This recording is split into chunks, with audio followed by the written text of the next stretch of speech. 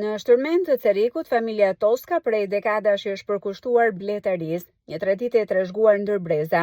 Sot 43 vjeçari Ermal Toska vjon këtë zanat familjar së bashku me vëllain, duke menaxhuar rreth 700 koshere bletësh, por puna e bletarisë nuk është pa sfida.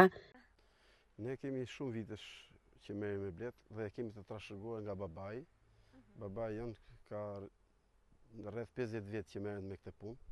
Gjatë gjithë jetës tij është marrë me këtë punë, edhe nga ka trashëguar dhe në fëmijëve të tij.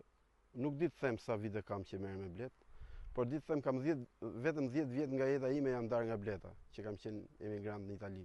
Sezoni aktual konsiderohet ndër më të ngarkuarit për bletarët, pasi kërkon kujdes të vazhdueshëm dhe përgatitje për vitin e ardhshëm. Vështirësi ka si çdo punë tjetër. Vështirësitë janë nga më të ndryshmet, me thënë drejtën, që nga smundjet, që nga shtektimet që ne bëjmë, se ne shtektojmë në Ersek, në Sarand, në Pogradec.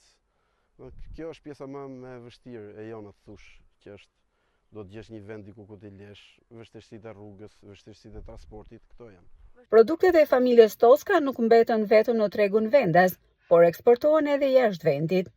Tani është një periudhë shumë e ngarkuar për ne bletarët, sepse tani ne merrem me qumshin e bletës, por njëkohësisht bëjmë përgatitjen para se të shtektojmë vemkatet, bëjmë disa ndarje që do t'i kemi për rimont vitin që do vi. Kjo është periudha më e vështirë faktikisht e një bletërici.